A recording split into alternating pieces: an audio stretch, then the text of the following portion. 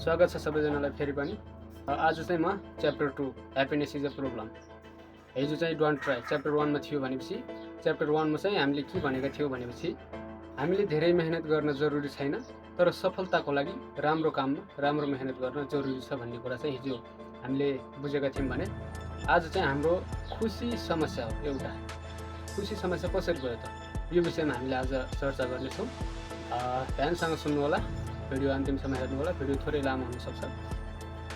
म चाहिँ point wise लिएको छु जसले गर्दाखेरि तपाईँलाई बुझ्नु पनि सजिलो हुनेछ। नम्बर 1 मा रहेको छ हाम्रो खुसी खोज्नु हाम्रो समस्या हो। ल है त सुन्नुहोस्, खुसी खोज्नु हाम्रो समस्या हो। कसरी समस्या है त? खुसी कहिले पनि पर्मानेन्टली हुँदैन। खुसी भनेको अस्थायी रूपमा आउने हो, जाने हो।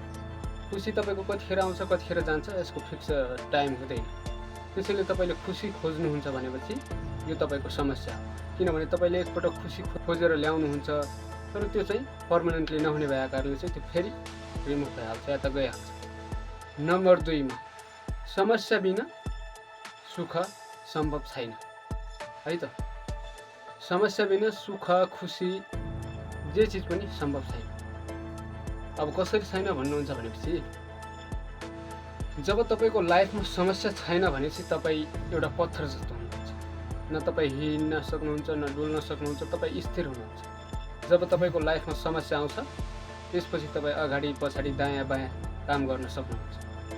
जब तपाईँले ती समस्याहरूको समाधान गर्नुहुन्छ तब तपाईँ खुसीको पात्र बन्नुहुन्छ, सुख प्राप्त हुनेछ।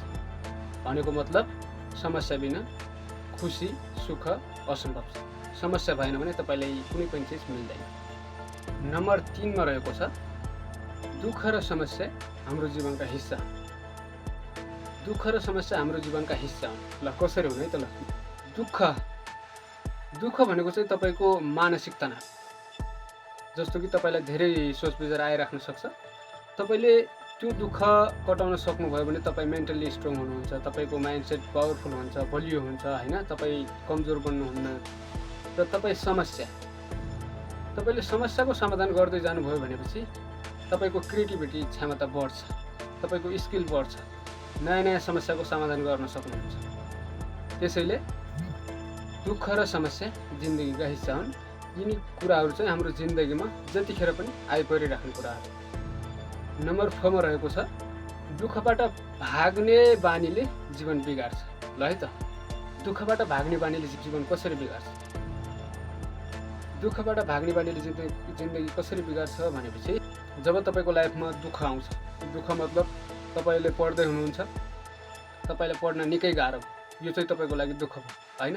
तपाईँलाई पढ्न गाह्रो भयो अनि तपाईँले पढाइ छोड्नुभयो भनेपछि चाहिँ यो तपाईँको जिन्दगी बिग्रिने लक्षण देखिसक्यो। तपाईँले पढ्न लेख्न सक्नुहुन्थ्यो भने तपाईँ पछि गएर सरकारी जागिर खान सक्नुहुन्थ्यो, तपाईँले आफ्नै अफिस खोलेर बस्न सक्नुहुन्थ्यो, तर तपाईँ यो टाइममा चाहिँ भाग्नुभयो, जसको कारणले गर्दाखेरि तपाईँको जिन्दगी बिग्रिने चान्स हुन्छ। त्यसैले भन्न खोजिएको हो दुःखबाट भाग्ने बानीले जिन्दगी बिगार्छ। अनि नम्बर 5 मा लेखिएको छ वास्तविक खुसी अर्थपूर्ण समस्यामा छ।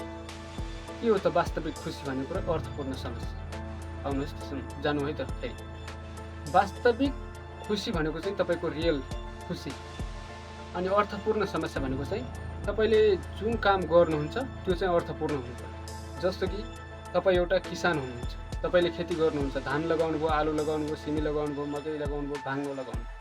अब यहाँनिर तपाईँले मेहनत गर्नुभयो, तपाईँको लागि एक्लै सम्हाल्न गाह्रो छ, समस्या छ, तर यो टाइमपछि तपाईँलाई जो चिज प्राप्त हुन्छ त्यही नै हो खुसी, जो कि तपाईँको अर्थपूर्ण समस्यामा लुकेको हुन्छ।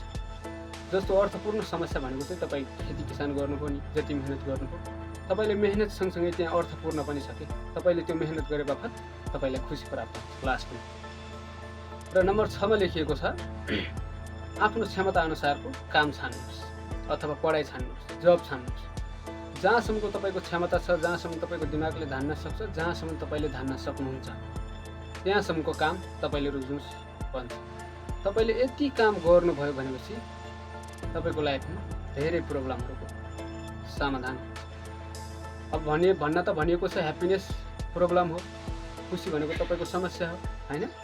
तपाईँ खुसीको पछाडि भाग्नु भनेको समस्या हो, खुसी हुनु समस्या होइन। कस्तो लाग्यो आजको भिडियो? यति नै। बाँकी च्याप्टर 3 मा जान्नेछौँ बाँकी कुरा। उल्लाको भिडियो च्यानललाई सब्सक्राइब, लाइक, कमेन्ट, सेयर गर्न नबिर्सनु होला। अर्को भिडियोमा अवश्य मिल्नेछौँ। धन्यवाद।